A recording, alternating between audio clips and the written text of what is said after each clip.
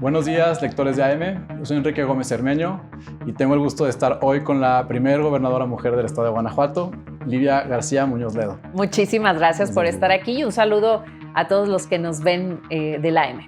Muchas gracias por el tiempo. El jueves pasado fuiste una de las únicas 32 personas en la República Mexicana que podrán decir que son la primera gobernadora mujer de un estado del país. Felicidades por ese logro histórico. Muchas gracias. A 5 días de haber arrancado, el jueves pasado tomaste protesta. ¿Cómo va la administración? Pues primero decirte que me siento muy orgullosa de poder haber sido protagonista de un momento histórico, pero como lo dije ese día en el Congreso, haciendo un reconocimiento pleno al trabajo de las mujeres guanajuatenses que antes que yo abrieron camino y lograron que una mujer pudiera estar ocupando hoy este espacio tan importante. Y bueno, pues comenzamos desde el primer día dejando muy claro que esta iba a ser la administración de la gente, el gobierno de la gente. De ahí del evento protocolario nos trasladamos a un evento ciudadano, en donde que es la segunda mujer que estuvo en el Congreso de Guanajuato, porque la primera ya no vive, Margarita ya no vive, pero Delia Ponce me toma protesta ciudadana como la gobernadora. Para mí también fue un evento muy simbólico en donde estuve acompañada de comunidades indígenas, de madres buscadoras, de asociaciones, de comerciantes, de líderes. Eso fue un momento, la verdad, muy importante para mí. Y bueno, pues ya tomando las riendas de este estado, revisando los temas pendientes, estamos en este periodo que la ley marca también para las observaciones en el proceso de entrega-recepción. Entonces, pues muy abocada ya al trabajo por Guanajuato. Excelente. De manera concreta, tú mencionaste ahorita los pendientes, pero de tu punto de vista, ¿cuáles van a ser los 3 principales retos? Y no del sexenio, porque es mucho tiempo, pero quizá de este año que entra. Primero, la seguridad, sin duda. Hubo un compromiso firme por regresarle la paz a Guanajuato, la tranquilidad, a través de una nueva estrategia regionalizada de la seguridad. Entonces, te diría que ese es el primer compromiso que tenemos con Guanajuato. El segundo es trabajar por ir erradicando las desigualdades que se encuentran en todas las regiones del estado. Ha sido para mí un compromiso muy firme seguir cercana a los municipios y trabajar también desde un programa regionalizado de desarrollo municipal. Entonces ese es otro compromiso que tenemos con Guanajuato. Y el tercero, por supuesto, de manera inmediata, el trabajar en acciones concretas para erradicar la violencia contra las mujeres. Ok. Sí, ahí tocas 2 temas súper relevantes que ahorita me gustaría entrar a detalle. Pero me gustaría platicar un poquito de la toma de protesta. Sí. Que sin duda fue un evento histórico en el que se dejó a ver uno de los retos que desde mi punto de vista te vas a enfrentar, que es un congreso en el que el PAN ya no tiene mayoría. Es la primera vez que pasa eso en más de 30 años. Morena se encargó de hacer una manifestación en medio de tu discurso inaugural en la toma de protesta. Entonces, pues digamos que el tono de su parte a todas luces parece un tanto hostil. ¿Te sorprendió la manifestación de Morena en la toma de protesta? No la esperaba, pero tampoco me sorprendió. Yo creo que pues, es señal, como bien lo dices, de los nuevos tiempos, de la nueva composición. Y yo creo que hoy la conformación del Congreso para mí representa una gran oportunidad de volver a hacer política, de dialogar con las fuerzas opositoras. Yo sí creo en un Guanajuato plural, en donde nuestras diferencias de visiones pueden complementar lo que queremos para el Estado. Yo lo he dicho, seré una gobernadora abierta al diálogo. En el Congreso extendí, y lo hice de verdad desde el corazón, extendí mi mano sincera, sin dobles discursos, a todas las fuerzas ahí representadas, porque yo fui legisladora, creo en la división de poderes y creo que el legislativo es una representación también del pueblo, igual que tu servidora como titular del Ejecutivo. Así es que yo creo que hoy es una nueva oportunidad para dialogar, para generar consensos. No será un camino fácil, porque también lo dije ahí, para dialogar y para construir se requieren 2 partes. De mi parte siempre van a tener esa disposición y el llamado sería también a que del lado de la oposición también haya una oposición responsable que construya por Guanajuato. Te has reunido con alcaldes electos, supongo que también con legisladores. ¿Hay aliados del proyecto de Livia dentro de la oposición hasta donde tú has podido ver? Yo creo que sí hay, no de Livia, yo creo que hay alcaldes, hay diputados, hay presidentes de partidos que entienden perfectamente el momento que vive Guanajuato y es un momento de profundos retos, ¿no? Seguridad, desigualdad, erradicación de violencia, construcción de paz. Yo creo que hay gente que entiende que hoy es momento de unidad, de trabajar en equipo y yo percibo en ellos mucha disposición de trabajo. Yo espero que así sea con todas las fuerzas políticas, pero también lo dije muy claro. Yo voy a estar lista para dialogar, pero también voy a ser firme en trabajar por Guanajuato y en construir lo que sea mejor para el Estado. Y quien quiera sumarse a ello siempre será bienvenido. Quien decida regatearle el avance a Guanajuato, pues ya también los ciudadanos así lo verán y a cada uno nos pondrá la gente y la historia a nuestro lugar. En tu discurso inaugural, ese que fue interrumpido por los manifestantes, mencionaste dos cosas que me marcaron, que fue que tú crees en los contrapesos y en la división de poderes. En Guanajuato pues ya no tienes de otra, porque ya se dividieron los poderes con el Congreso sin el control del PAN, pero lo leo un poco como una pedrada a la situación que estamos viendo a nivel federal a partir de mañana, en la que los tres poderes van a estar prácticamente a disposición del Ejecutivo. No sé si fue la intención hacerlo así, o más bien, ¿cómo ves tú la situación de la federación contra la que vamos a vivir en Guanajuato? Pues para mí fue una declaratoria muy clara de dejar muy patente en lo que yo creo. Y yo he sido parte, hoy te puedo decir ya de dos poderes, el legislativo como diputada y hoy como titular del Ejecutivo. Y creo profundamente que un Estado, para que sea fuerte, para que sea verdaderamente democrático, para que sea plural y represente las voces de la gente, tiene que tener una sana relación entre los poderes. No puede el Ejecutivo invadir la competencia del Legislativo, ni tampoco invadir lo que le toca al Poder Judicial. Yo creo que más bien es en la sinergia, en el trabajo conjunto y en el fortalecimiento de los tres poderes como los rectores de un Estado donde se puede encontrar el verdadero desarrollo. Yo lamento mucho que a nivel federal se estén dando este tipo de situaciones en donde el poder, al parecer el poder legislativo, pues ya lo vemos con una reforma, cambia la lógica del poder judicial y desaparece organismos autónomos. Yo no creo en un superpoder ejecutivo, yo al contrario creo que este es uno de los poderes del Estado, pero debe haber un equilibrio y también contrapesos dentro de los poderes. Muy bien. Entrando al tema de seguridad, solo para hacer un recuento para los lectores, el sexenio que terminó con, fue el más violento de la historia moderna de Guanajuato, en términos de homicidios dolosos. Más de 22.400 personas fueron asesinadas en Guanajuato en los últimos 6 años. En lo que va de tu sexenio, han asesinado a 49 personas, incluyendo la masacre de una familia ayer en León. Tú hiciste un compromiso como candidata, junto con las otras candidatas, de reducir el número de homicidios dolosos en el Estado al 50% en los primeros 3 años. ¿Realmente es alcanzable ese compromiso? Yo creo que sí, porque tenemos una estrategia clara que planteamos desde el primer día. Primero, entendiendo que una nueva estrategia requería también liderazgos distintos al frente de las instituciones. Por ello es que, cumpliendo el compromiso que hice desde el primer día de campaña, nombramos a un nuevo titular de la Secretaría de Seguridad Pública y hemos comenzado a realizar cambios al interior de la Secretaría de Seguridad con esta propuesta que hicimos del nuevo modelo regionalizado.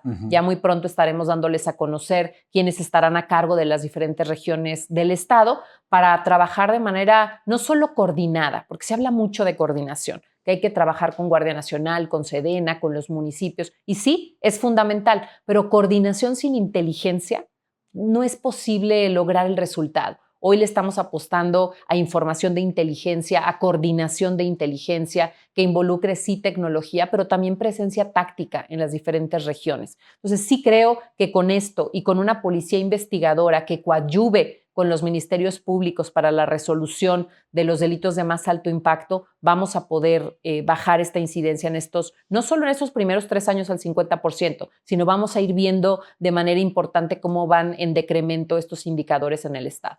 Ya en la calle, esta regionalización, estas acciones que se van a tomar, ¿cómo se va a vivir diferente como ciudadano contra lo que vivimos en los últimos 6 años? Primero, verán mucho más presencia de las fuerzas estatales en las regiones del Estado. Es decir, tendremos ahí, en cada una de las regiones, con algunos agrupamientos de municipios, van a ver ahí una presencia operativa regional. Segundo, que vamos a trabajar contra generadores de violencia, es decir, focalizando la estrategia, trabajando con los delitos conforme van ocurriendo en las regiones, porque la lógica delictiva es diferente en cada una de las regiones. cuando hablamos, por ejemplo, del tema de extorsión, que es un delito que duele mucho, que tiene una gran cifra negra, pues no ocurre de igual manera, por ejemplo, en León, que en muchos casos se dan, por ejemplo, a través de llamadas desde penales federales y que al final el riesgo no está aquí de manera directa, ¿no? Generan miedo e involucran a la gente, pero no está aquí el problema. Es distinto a la extorsión que se da, por ejemplo, en la región Laja-Bajío, en donde sí hay grupos que están atemorizando a nuestros comerciantes, a la gente trabajadora, y ahí la operación es diferente. Entonces, sí tenemos que focalizar la estrategia para dar mejores resultados. Entonces, no solo más presencia, sino también operativos de inteligencia con una verdadera coordinación y una focalización, pues por supuesto, de la estrategia de combate a la delincuencia. Y además con este nuevo modelo de policías investigadoras, lo que nos va a permitir es que en el momento las policías no solamente pongan a disposición, sino que como ya lo hacen hoy, formalicen estos procesos de investigación y eso va a permitir que los ministerios públicos también puedan ser más efectivos en la labor que tienen, tanto en la Fiscalía General de la República como en la del Estado. ¿También las policías municipales van a investigar? En este momento no lo estamos considerando así. Me parece que en un ejercicio responsable y de cara también a la gente de Guanajuato, hay municipios que sí tienen las capacidades institucionales. Te puedo hablar, por ejemplo, del caso de León, ¿no? De Irapuato, pero otros no la tienen. Y yo creo que no podemos hoy entrar en una dinámica en la que todos los municipios pudieran llevar tareas de investigación. Vamos a comenzar con certificaciones que permitan a los elementos de policía municipal contar con las herramientas, con la capacitación y en algún momento de la administración sí buscaríamos que las policías también fueran coadyuvantes en la investigación. Se menciona siempre el tema de coordinación y más en un tema de PAN, Morena, Federación, Estado, ¿no? Ya cumpliste, perdón, voy a cambiar de tema rápido, pero cumpliste un compromiso que fue cambiar a Álvaro Cabeza de Vaca. A partir del jueves, el secretario de Seguridad es Juan Mauro González, quien fuera compañero en la Policía Federal de Omar García Harfuch, quien va a asumir la Secretaría de Seguridad a partir de mañana. Entonces ahí se siente un vínculo con la Federación. ¿Por qué elegiste a Juan Mauro?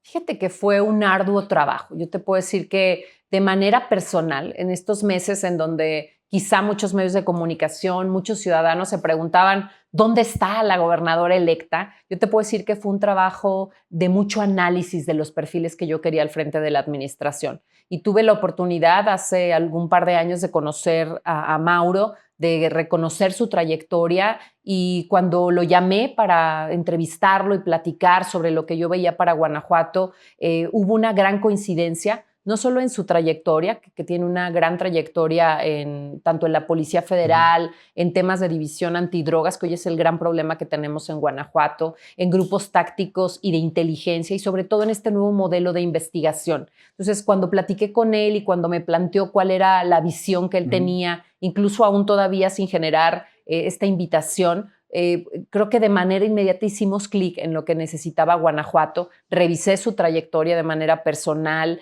pregunté también, porque era importante para mí que quien estuviera al frente tuviera las validaciones no solo del gobierno federal y de sus instancias de inteligencia, sino también, por ejemplo, de gobiernos como Estados Unidos, que sabemos que tenemos una gran colaboración con ellos, y entonces también verifiqué cuál era su estatus de validación allá, y la verdad es que todas fueron siempre recomendaciones muy positivas de su desempeño.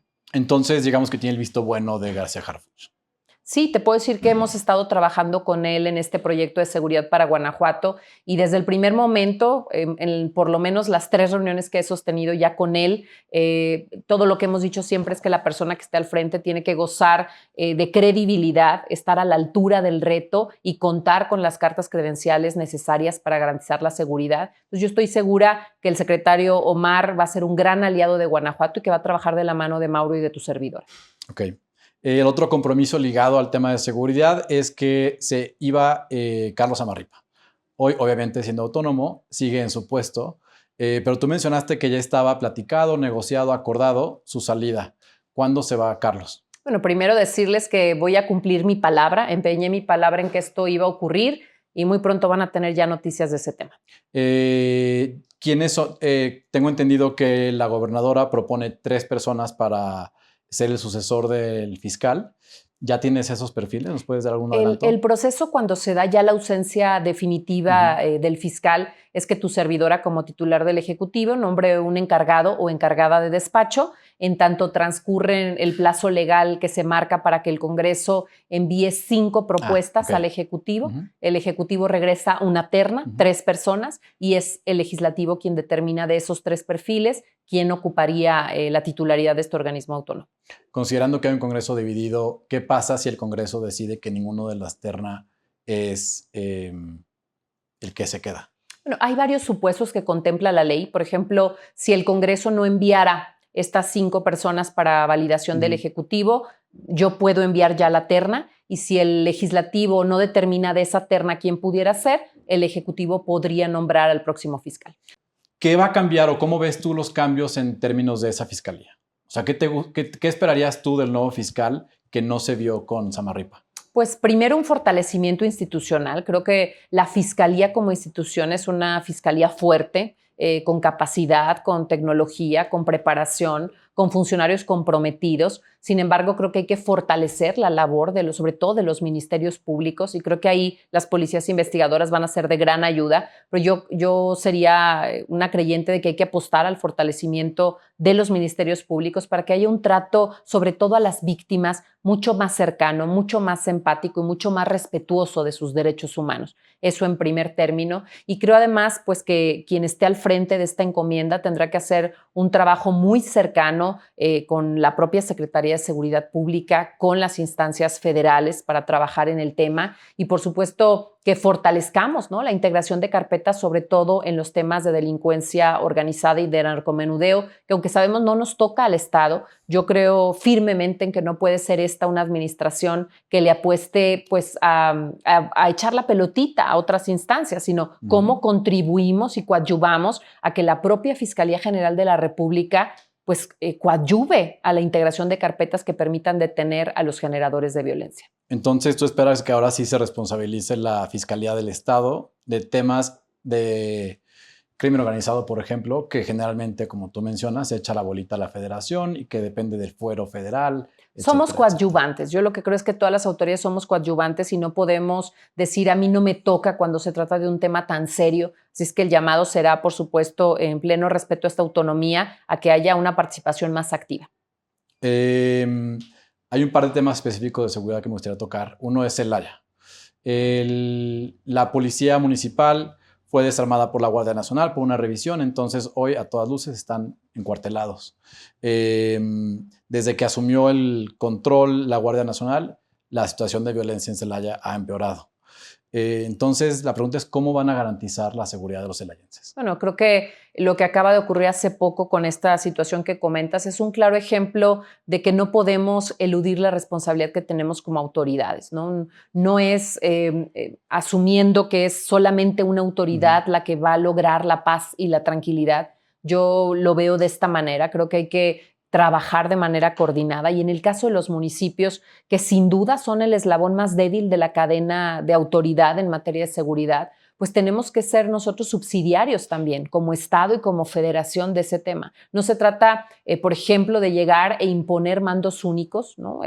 O de llegar y restar la autoridad municipal para imponer la federal o la estatal, sino se trata verdaderamente de trabajar. Primero, de revisar que los elementos de policía municipal que se van a incorporar o que están hoy en las corporaciones tienen aprobados los exámenes de control y confianza como un primer mecanismo, no como el único de revisión. Las corporaciones policíacas requieren una permanente vigilancia a sus actividades, mecanismos internos de control también que nos permitan que sean elementos confiables. Entonces, en el caso particular de Celaya, desde el momento en que tuvimos ya un alcalde electo, hice contacto de manera directa con él, primero vía telefónica y luego ya en reuniones de trabajo, para asegurarle que mi compromiso con Celaya sigue firme. Yo me comprometía que íbamos a trabajar sobre todo de manera focalizada en esta región, y hoy no importan los colores político-partidistas, sigue mi compromiso firme con Celaya. El alcalde electo, Juan Miguel Ramírez, ha mencionado que tiene la intención de fortalecer o de crecer la corporación de Celaya, incluso regresando a algunos miembros que fueron depurados en los últimos 3 años. ¿Tú estás de acuerdo con eso? Pues me parece preocupante en un primer momento el que busquemos que sea a través de elementos que fueron dados de baja, porque hay una razón por la que fueron dados de baja. Yo hoy, como gobernadora, el llamado que he hecho a los próximos alcaldes y alcaldesas es a que cuiden la integración de sus policías municipales, porque es la puerta de entrada o puede ser la puerta de entrada para comisión de delitos si no se cuida, ¿no? Que los elementos sean confiables. Entonces, estaremos muy cuidadosos porque además es una obligación legal. Ningún policía puede ejercer sus funciones si no tienen aprobados los exámenes de control y si no tienen el certificado único policial. ¿Quién va a emitir esos certificados de confianza? El Estado, a través del centro de evaluación, que también estamos viendo cómo fortalecemos, porque sí hay una petición de los municipios de que los trámites puedan ser más ágiles, de que podamos regionalizar también el actuar del centro de evaluación. Entonces estamos ya revisando ese tema y bueno, el certificado único policial que también involucra a la autoridad federal. También en tema de seguridad mencionaste que una de las prioridades va a ser erradicar la violencia de género.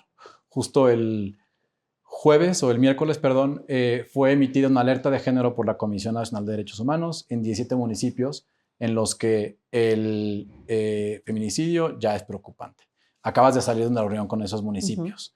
¿Cuáles van a ser las primeras acciones para atender ese tema? Primero decirte que efectivamente recibimos prácticamente desde el primer día de la administración una declaratoria de alerta por violencia de género contra las mujeres. Y lo primero que dije fue al equipo de trabajo, a la administración y por supuesto compartirlo con los poderes y los municipios que aceptábamos la alerta y que además renovaba nuestro compromiso firme con la erradicación de la violencia contra las mujeres, contra las niñas y las jóvenes. Y recordar que esta alerta se basa en dos fenómenos que le duelen mucho a Guanajuato: el feminicidio y las desapariciones. Hoy mismo acabamos de instalar la primera sesión de la mesa interinstitucional en donde estaremos ya trabajando este programa de acciones estratégicas que nos solicita la CONAVIM. Y yo lo decía hoy en el mensaje a las autoridades, más allá del cumplimiento legal que tenemos que hacer a la alerta y el seguimiento que tiene que haber, hay un compromiso firme por erradicar la violencia. Por eso es que inclusive desde antes de la emisión de la alerta planteábamos una división de policía femenil, una plataforma de atención a la violencia de género, el fortalecimiento de la propia comisión de búsqueda. Entonces creo que son acciones que van encaminadas a este objetivo y que vamos a lograr con el paso de los días. ¿Qué significa una policía femenil? Esta división lo que va a tener es una policía especializada en la atención contra la violencia de género, es decir, mujeres policías en una división especializada que estén capacitadas para atender violencia familiar, violencia feminicida, para prevenir inclusive y para resguardar a las mujeres que están siendo víctimas de algún tipo de delito, con empatía. Porque cuando una mujer es violentada, pues imagínate nada más, acabas de vivir un episodio de violencia, estás con miedo, tienes a tus hijos, quieres protegerte y de pronto a lo mejor llega un hombre policía que no tiene a lo mejor esta visión con perspectiva de género y de pronto pues lo único que hace es acentuar el temor, los miedos e inclusive pues la revictimización. Hoy lo que queremos es que esta policía tenga esta capacitación y que además esté vinculada a esta plataforma que nos permita prevenir y que de manera inmediata se resguarde a las mujeres y a sus hijos. Ok. Cambiando un poco de tema ya a la relación federación y Estado, en el último sexenio que termina mañana, en un día histórico también, en el que Claudia Sheinbaum asume el poder como la primera presidenta de México, realmente lo único que recibió Guanajuato en abundancia, por lo menos de AMLO, fueron críticas. Entonces, sabemos que ya te reuniste con Claudia. ¿Qué podemos esperar de esa relación entre la Federación y el Estado con este cambio de gobierno? Es una relación constructiva. Okay. Yo soy una gobernadora que entiende que necesitamos a la Federación y que no solo no nos vamos a pelear con la Federación, sino que necesitamos hacer que las cosas sucedan en Guanajuato. Por eso tomamos acciones muy concretas. La primera, acudir al llamado de la presidenta a trabajar por Guanajuato, presentar proyectos estratégicos en materia de seguridad, en materia de infraestructura, en materia de agua, que es un tema también muy importante. Y también tomamos la determinación de transformar esta oficina que teníamos de representación en la Ciudad de México para convertirla en una oficina de vinculación con el gobierno federal. Es decir, va a seguir siendo una oficina con presencia de Guanajuato, en Ciudad de México, pero que va a tener un enfoque en vincularse con las autoridades federales. ¿Para qué? Entonces yo quisiera estar allá haciendo muchas gestiones todo el tiempo, pero también aquí me llama Guanajuato y las tareas que hay que hacer. Entonces, quien está allá, Juan Carlos Altamirano, será el encargado de tener esta vinculación con las autoridades, de abrir las puertas, de darle seguimiento a los proyectos que presentemos, para que cuando tu servidora o alguno de los funcionarios de la administración esté allá, pues ya tengamos las puertas abiertas con el gobierno federal para ir avanzando en estos proyectos estratégicos. Justo que mencionas a Altamirano, viendo su currículum, la mayor parte de su experiencia ha sido en la televisión. ¿Por qué lo elegiste a él? Tiene, sí, su perfil es de comunicación, de relaciones públicas, pero también tiene una vinculación con funcionarios del gobierno federal. Fue el subsecretario de Innovación en la Secretaría de Economía con Tatiana Cloutier, por ejemplo. Trabajó como parte de la estrategia de comunicación de la Presidencia de la República en la administración del presidente Andrés Manuel López Obrador. Es decir, es muy cercano y conoce a personas hoy vinculadas al gobierno de Claudia Sheinbaum. Entonces va a ser sin duda un gran aliado para que Guanajuato pueda consolidar estos proyectos. Justo esos proyectos. Claudia Sheinbaum en su campaña, no sé si deliberadamente o simplemente por casualidad, realmente no incluyó a Guanajuato, con excepción del tren interurbano, en sus proyectos estratégicos, específicamente el del agua. No tocó Guanajuato en el tema del agua. Y hoy estamos en una crisis. Entonces, ¿cuáles son esos proyectos? Y si nos cuentas un poquito del agua, estaría bueno. Sí, fíjate que cuando tuvimos la reunión, uno de los temas prioritarios que nosotros tratamos allá con la federación fue el tema del agua, de los proyectos de agua. Y entendiendo que los proyectos de agua tienen que ver con varias aristas. La primera, sí, proyectos de infraestructura, ¿no? Se hablaba del plan A, el plan B, el plan C para Guanajuato, pero que básicamente se trata de llevar el agua desde varios puntos, como es la presa Solís, como es la presa de la Gavia, a diferentes lugares del corredor industrial y de los municipios que hoy tienen una crisis en materia de agua. Pero por otro lado también hablamos del tema de tecnificación, proyectos de tecnificación como el que quedó, por ejemplo, inconcluso por falta de recursos federales, el de la Purísima, que iba muy avanzado con recurso estatal y luego ya no llegó el recurso federal para concluirlo. Pero hoy tenemos que apostarle a proyectos de tecnificación, de reconversión de los cultivos, que también ese es otro tema muy importante, y el tema fundamental, que por el que inclusive creamos también la Secretaría del Agua, que tiene que ver con la eficiencia. Tenemos que tener sistemas operadores en los municipios que fomenten la eficiencia, que hoy no tengamos fugas, desperdicios en todas las redes de distribución de agua, que haya micromedición en los municipios. Es decir, son una serie de acciones y todas ellas cuestan y requieren proyectos y recursos. En algunos casos ya hay proyectos ejecutivos, en algunos otros no los hay todavía, pero hay proyectos para presentar. Entonces, de inmediato en esta reunión, la presidenta nos canalizó con quien estará al frente de Conagua y ya hemos tenido un par de reuniones con funcionarios de Conagua para poder ir avanzando en estos proyectos. De lo que se trata es, pues, de que vayamos trabajando en ellos, que los vayamos impulsando y que también haya una participación federal en estos recursos. ¿Y ya hubo un compromiso firmado o hablado con la próxima presidenta? Ella nos manifestó que iba a haber acciones en materia de agua en todos los estados, particularmente en aquellos que tenían problemas graves, como es el caso de Guanajuato. Y me tocó ya después en lo corto platicar con ella algunos minutos y se comprometió con nosotros a que íbamos a avanzar estos proyectos y que presentáramos los avances que teníamos para que pudieran ya estarse visualizando por parte de la CONAGUA. Entonces, presas como la de en la Solís, Zapotillo, ya sigue descartado. Fíjate que Zapotillo no fue un tema que tocáramos. Sabemos que ha habido resistencia del gobierno federal al tema. Por supuesto, será un tema que estaremos platicando por si es una opción viable, pero en este momento lo que presentamos nosotros fueron fuentes alternas de suministro de agua y proyectos de infraestructura y eficiencia para los municipios. Ok. Pasando un poquito al tema del nuevo comienzo y tu gabinete, hay una figura que durante el sexenio de Diego tuvo pues mucho peso, mucho poder y mucho alcance, que era Juan Carlos Alcántara. Todo el mundo lo conoce como Charlie, entonces lo voy a mencionar como Charlie. Tú mencionaste, bueno, tú erradicaste la posición del jefe de gabinete y dijiste que tu gabinete lo vas a mandar tú.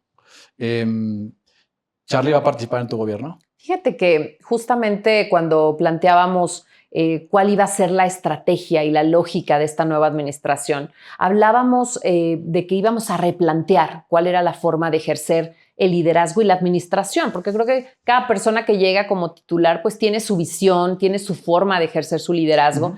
Y en ese sentido fue que decidimos eliminar la jefatura de gabinete. Porque yo lo dije, yo voy a ser la jefa de mi gabinete y porque me parece que en esta relación que tenemos que tener con las secretarías, pues tiene que ser la gobernadora como titular del Ejecutivo quien esté trabajando de la mano de las diferentes áreas. Y cuando hablamos de la recomposición de la administración, también hablamos de buscar que dentro de la administración pudiéramos tener áreas que nos ayuden, ¿no? con la propia dinámica de la administración. Y es así en esa lógica que se va a crear, que ya se publicó y se creó, una coordinación de proyectos, una coordinación estratégica de proyectos, que va a ser un área dependiente de la Secretaría de Gobierno, en donde sí nos va a apoyar Juan Carlos Alcántara, pero será únicamente con la visión, y así viene en el decreto que se publicó, únicamente de seguimiento de proyectos estratégicos que le encomiende la titular del Ejecutivo. Suena, y por favor corrígeme si estoy haciendo un supuesto, a que también es una posición que ve cosas de manera transversal, es decir, con alcance en varias secretarías. ¿Así va a ser? Es un seguimiento de proyectos. O sea, lo que te digo es la relación con las dependencias la voy a tener yo de manera directa, por supuesto, pero cuando se trata de seguir proyectos, cuando se trata de encomendar proyectos a más de una dependencia, sí tiene que haber alguien que lleve a cabo el seguimiento puntual de las metas, alguien que integre, por ejemplo, la información para los informes de gobierno, que, por ejemplo, vaya dando seguimiento a los acuerdos que se van dando en las propias reuniones de gabinete. Esas actividades administrativas son a las que les va a tocar llevar esta coordinación, que se reestructura totalmente y que será encargada de estos temas a los que estoy ¿Y va a tener un hablando. equipo a su cargo, presupuesto, o va a depender todo de Jorge Jiménez, quien sea el secretario de Gobierno? Está relacionada ya con la Secretaría de Gobierno, pero sí va a tener, por supuesto, un equipo, pero es reestructurado, es decir, la coordinación estratégica será la titular y tendrá un equipo de seguimiento, que además son gente talentosa que ha venido trabajando en la administración y que conoce los proyectos que ya se tienen hoy en marcha. ¿Tú sabes si parte de esa gente talentosa incluye a José Luis Guerrero? No, no incluye. Ok. Me gusta tocar este tema Sí. porque en tu decálogo que firmaste el jueves en tu toma de protesta ciudadana, uno de los puntos dice cero tolerancia a la corrupción, violencia laboral, acoso y hostigamiento sexual. Así es. José Luis Guerrero, mejor conocido como El Pollo, me voy a referir a él como El Pollo, era funcionario que dependía de Charlie en la jefatura de gabinete y a través de su esposa creó una empresa, varias empresas entre su esposa, la hermana de la esposa y una prestanombres que recibieron más de 200 contratos por más de 80 millones de pesos de varias dependencias del gobierno para todo tipo de cosas, desde coffee breaks para reuniones de la Secretaría de Economía hasta un concierto en Celaya. A todas luces, esto es corrupción. El Pollo fue separado de su cargo un día después de que el AIME publicó esta situación. Entonces, hay un par de cosas que a mí me sorprenden. Una es, ¿por qué se separó de su cargo hasta que se hizo pública esta situación? Charlie no sabía, y quizás punto para Charlie, pero todo esto se construyó pues bajo la responsabilidad de la jefatura de gabinete. Entonces, ¿qué va a pasar con este tipo de situaciones? ¿Se van a seguir dando? ¿Se va a sancionar a funcionarios que están incurriendo en estas situaciones?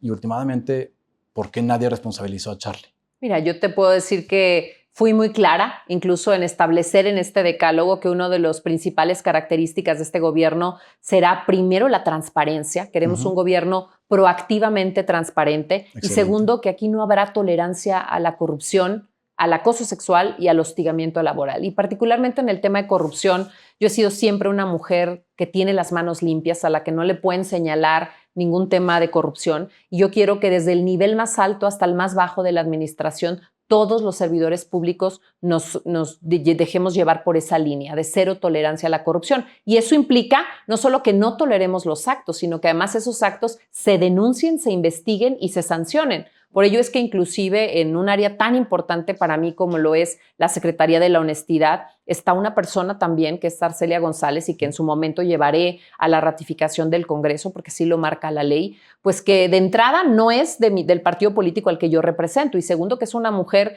totalmente íntegra, que tiene la instrucción de que aquí no va a haber pues ningún tipo de colusión, ni se va a tapar ningún hecho de corrupción o acto de corrupción, sino que todo se va a investigar y proactivamente también vamos a trabajar en medidas preventivas. En el caso que comentas, hay una investigación pendiente y estaremos muy atentos a los resultados que arroje esa auditoría. ¿Tú sabes si Juan Carlos Alcántara estuvo involucrado en esa situación?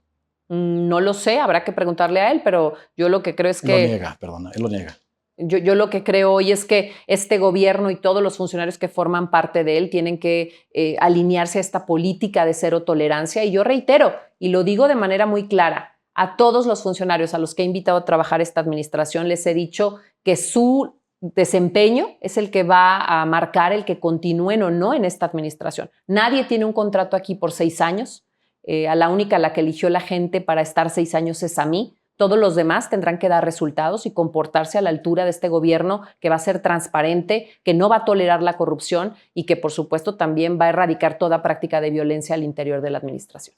Ok, hay otro tema ligado, quizá no a la corrupción, pero sí a la impunidad, que digamos que el Congreso del PAN, mientras mantenía la mayoría, antes de iniciar tu administración, hizo cierto como cambio de fichas o acomodo que podrían contribuir quizá a un conflicto de interés. Te voy a dar los ejemplos.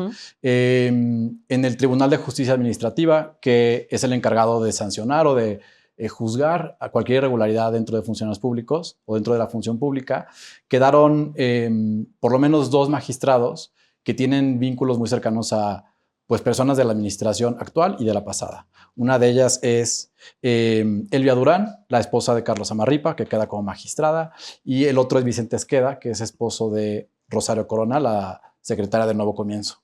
Eso pudiera generar cierto conflicto de interés. La otra cosa que se hizo se cambió repentinamente al auditor general del Estado. Después de apenas 2 años, se nombró a uno nuevo que tiene que durar 7 años, lo cual imposibilita al Congreso que entra de cambiarlo. Todo esto uno piensa mal y pareciera que están acomodando piezas para, digamos que, tapar la espalda. No sé si de la administración saliente o de la tuya.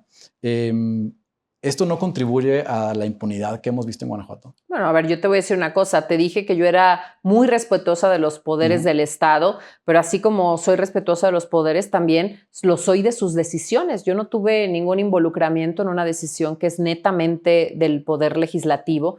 Y bueno, podríamos tener nuestras opiniones al respecto. Sin embargo, pues ellos se rigen bajo una normativa y bajo ello tienen que tomar sus decisiones colectivas como pleno. Entonces, yo soy muy respetuosa y en ese caso, pues es una decisión que le tocó completamente al legislativo. Yo lo he dicho claramente, a mí me toca encabezar esta administración, yo respondo por esta administración estatal y será el Congreso y el Poder Judicial quien responda también por las decisiones que tomen al interior de sus órganos colegiados.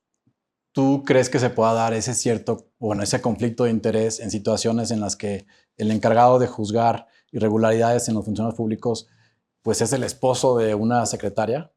Pues bueno, yo creo que si hay algún caso particular en donde involucre algún tema con la Secretaría del Nuevo Comienzo, por ejemplo, con la administración, pues tendrá que excusarse como juzgador en ese tema. Pero en este momento, pues me imagino que si está ahí es porque se revisó a cabalidad el cumplimiento de los requisitos legales y por ello es que puede estar ejerciendo este cargo. Ok, platiquemos un poquito de temas varios. ¿Qué va a pasar con FIDESEG? Perdón, es el fondo que se creó durante la pandemia para apoyar a las asociaciones civiles y a otras organizaciones del Estado en temas de seguridad y de obra pública, si no me equivoco. Sí, creo mucho en el apoyo a las asociaciones. Creo que cumplen una labor que muchas veces pues, es complementaria, ¿no?, a la labor que hace el Estado. Y creo además mucho en la participación ciudadana. Me he dado la oportunidad de escuchar a las fundaciones que llevan a cabo este fideicomiso, pero también en próximos días vamos a tener encuentros con las asociaciones del Estado para escuchar cuál es su sentir, para saber cómo se ha estado trabajando en este tema. Yo lo que tengo claro es que el modelo como está no puede seguir de la misma manera. ¿Por qué no? Porque creo que necesitamos hacer eficiente el uso de los recursos públicos. No puede haber un fideicomiso que tenga tal cantidad de dinero que esté ahí sin ejercerse. Cuando son tantas los temas, las necesidades, cuando hay tantas asociaciones que presentan proyectos. Segundo, no creo en un proyecto que no tenga transparencia. Tenemos que tener un portal, una página de transparencia en donde cualquier ciudadano, no solo medios de comunicación, cualquier ciudadano, inclusive las propias asociaciones, puedan entrar y decir, a ver, yo presenté un proyecto, ahí lo puedo ver qué es lo que le falta a mi proyecto, porque luego hay órganos colegiados que determinan, en este caso las fundaciones. Yo creo que debe seguir habiendo participación ciudadana en la determinación de qué proyectos se apoyan, pero muchas asociaciones lo que nos expresan es, yo no puedo saber cómo va mi proyecto. De pronto me dicen que no va o que no se puede apoyar y yo pasa el tiempo y no sé si puedo entrar al financiamiento. Ahí tiene que venir claramente qué le falta cómo va el estatus, y una vez que se asigne recurso, porque es recurso público, se asigne recurso público a alguna asociación, también tiene que verse en este desarrollo de transparencia, pues cómo va ejerciéndose el presupuesto, si va a algún nivel de avance, pues incluso hasta con fotografías, porque hay, por ejemplo, proyectos de infraestructura para habilitar espacios comunitarios o hay proyectos de capacitación. Entonces, sí creo que el proyecto como tal, como está ahora, no puede continuar como está. Yo estaré en los próximos días escuchando a las asociaciones y tomando decisiones en base también a lo que ellos estén planteando, porque hay muchas de ellas, por supuesto, que requieren el apoyo. Yo creo que hay que permanecer con el apoyo, pero que también hoy señalan que ha sido un proceso complejo. Yo creo también en que no nos puede costar tanto la administración, que tiene que haber, por supuesto, esos recursos estar destinados a los proyectos y no a la administración del fondo. ¿De quién va a depender la asignación de los fondos? ¿Los fondos se mantienen, los que están hoy en el fideicomiso? O sea, la idea es que se mantenga el fondo, pero la forma en la que está administrado hoy es la que creo que tiene que cambiar. ¿Y va a depender del Estado la decisión de cómo asignar los proyectos o de un consejo ciudadano? Yo creo que tendría que ser una combinación de un consejo ciudadano con también integrantes del gobierno estatal. Es decir, no se trata de que ahora nos traigamos el recurso, ¿no? Y que digamos, bueno, ahora discrecionalmente nosotros asignamos asociaciones, ¿no? Que haya sesiones públicas en donde haya ciudadanos. Esa es mi visión. Digo, eso es lo que yo tengo hoy como visión. Puede cambiar porque la idea es escuchar a las asociaciones, seguir escuchando a las fundaciones y construir juntos el mejor modelo. Estoy abierta a ello. Me queda claro que hay que seguir apoyando a las asociaciones y únicamente es buscar el modelo que sea mejor, el más eficiente. ¿Hay planes de incrementar o ajustar los impuestos estatales durante tu sexenio? En este momento no como tal, pero no lo descarto tampoco, O sea, a ver, hay que hacer una revisión. ¿Para arriba o para abajo? O sea, hay que revisarlo, revisarlo. Yo lo que creo es que hay que ser eficientes, que también son muchas las necesidades, a veces es poco el recurso. Entonces, habrá que revisarlo, ¿no? Y sobre todo, yo creo que será muy importante que no afecten, ¿no? No afectan al ciudadano, pero que nos permitan llevar a cabo los proyectos estratégicos de gobierno. Pero en este momento no tenemos considerado incremento. Una de esas responsabilidades autoimpuestas pues es la tarjeta rosa, ¿no? Así. Entonces, solo se han dado algunos detalles, hemos escuchado en las entrevistas, en tus promulgaciones. Ayudará mucho a entender quién va a ser elegible para recibir apoyo con la tarjeta rosa.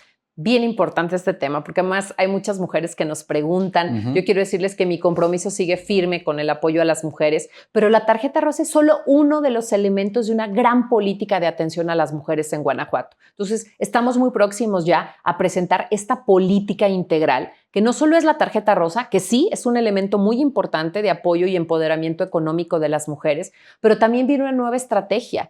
Reconvertimos lo que era antes Fondos Guanajuato a esta Tú Puedes Guanajuato, que va a ser una instancia de apoyo de créditos también, pero a los pequeños y a las pequeñas comerciantes, ¿no? Es decir, hoy vamos a estar apoyando a los micronegocios. Estamos en este proceso ya de las reglas de operación, tanto de la tarjeta rosa como de estos créditos, y va a haber todo un programa de salud, de seguridad, de apoyos económicos, de apoyos para el emprendimiento, de capacitación para las mujeres. Es decir, es una gran estrategia que estaremos presentando y en breve estaremos ya dando a conocer estas reglas de operación. Lo que dijimos es que estos primeros meses de la administración, digamos los últimos meses del año, noviembre, diciembre, nos van a servir para el registro, que ahora va a ser a través de una plataforma tecnológica. Ya no van a necesitar esperar que lleguen brigadas a tu casa o que alguien te pueda registrar, ¿no? Ahora tú como mujer en tu teléfono de manera muy ágil vas a poder ingresar tus datos y registrarte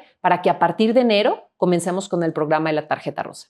¿Por qué crees necesario que el gobierno tenga que entrar a un tema que hoy abarcan los bancos, las diferentes instituciones financieras, de dar crédito a pequeños empresarios? Porque la mayoría de los créditos bancarios hoy les exigen requisitos que nuestros comerciantes o pequeños emprendedores no pueden cumplir. Entonces es difícil acceder a un crédito. Y estamos hablando de microcréditos, que a una persona le puede servir para poner su puesto de comida, para a lo mejor surtir su tienda de abarrotes, que es muy difícil que el banco, a veces sin historial crediticio, porque el otro tema importante es que algo que hemos detectado es que la mayoría de las mujeres no tienen historial crediticio bancario. Es decir, normalmente no han estado activas en la economía y ese es uno de los problemas que se señalan como pues un rezago de las mujeres en la vida productiva y económica. Entonces, justamente, pues tú vas al banco, imagínate que quieres poner tu tiendita, tú vas al banco, no tienes historial crediticio, pues no te van a prestar, Claro. ¿no? Y a lo mejor lo único que necesitabas eran 3,000, 4,000 pesos para surtir tu negocio y poder sacar adelante a tus hijos. Entonces, el gobierno lo que hace es esto, ¿no? Generar este tipo de apoyos que no podrían obtener en otro lugar. ¿Y cómo se diseña esto para que no contribuya todo esto a la informalidad, que a veces justo es la causa de la incapacidad de empresarios, de pequeños empresarios, de obtener crédito? Justamente lo que estamos haciendo en este modelo es como un modelo escalonado de apoyo. En un primer término, en el crédito, sabemos que quizá ni siquiera están dados de alta, no tienen formalmente constituido su negocio, su emprendimiento. Entonces, este primer momento sí es para que ellos puedan comenzar con esto y después viene un proceso de acompañamiento para que se puedan dar de alta en el SAT, para que tengan lo necesario para registrar su marca, por ejemplo, que ese es un tema importante. Y una vez que esto ocurre, podrían acceder a otro tipo de créditos distintos, pero esto va a ocurrir solamente cuando se formalicen ya y que puedan estar activos económicamente hablando. Ok, y volviendo a la tarjeta rosa, entonces no hay detalles de quién sí va a poder participar. Mira, ya tenemos prácticamente terminadas las reglas de operación, Cuéntanos. pero me gustaría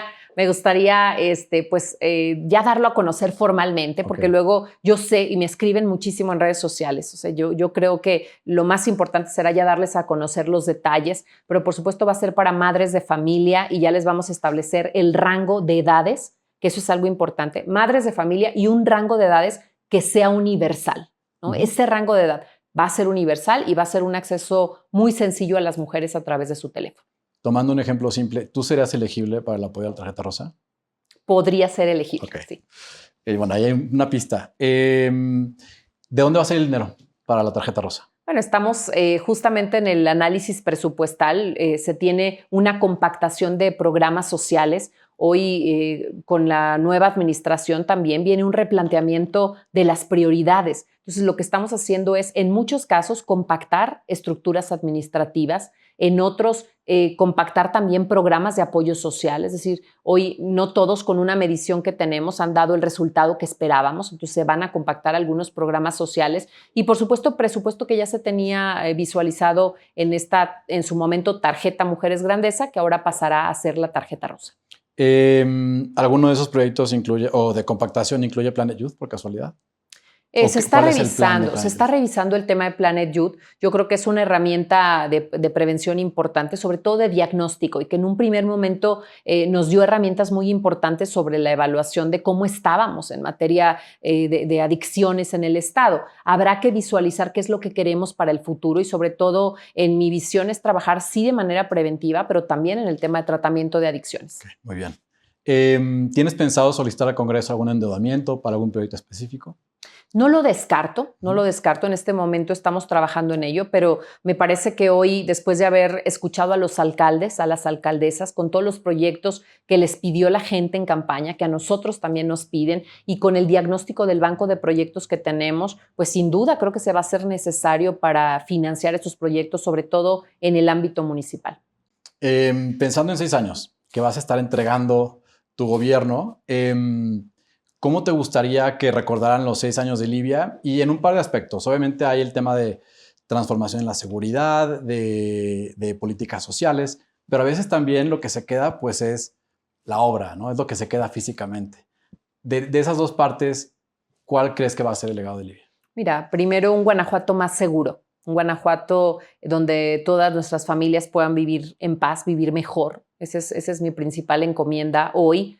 Después, un gobierno que fue cercano, que estuvo ahí con las causas de la gente, un gobierno encabezado por una mujer que atendió también las realidades de las mujeres. Y algo que para mí de verdad que es muy importante es que sea un gobierno de resultados. La gente me eligió aquí para estar aquí porque quiere que le demos resultados. Tú no sabes lo que fue para mí este primer desfile en esta ciudad.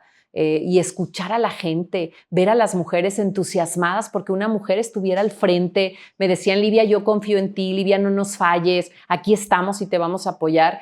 Yo eso es algo que tengo bien tatuado en mi corazón y voy a darles resultados, no les voy a fallar. ¿Alguna obra emblema que vayamos a ver en los siguientes 6 años? Bueno, obras de infraestructura hidráulica, a ver, luego son obras que no necesariamente se ven o grandes obras, pero yo estoy aquí para tomar decisiones responsables. Entonces creo que los proyectos hídricos para Guanajuato van a ser fundamentales y los proyectos de movilidad. Hoy tenemos grandes problemas de movilidad, sobre todo en las ciudades del corredor industrial, que tenemos que resolver y tenemos que trabajar también con un cambio de mentalidad en el tema de movilidad y ahí también creo que será una apuesta importante. Muchísimas gracias. Gracias, al contrario. Mucho éxito en el arranque. Muchísimas gracias. Gracias.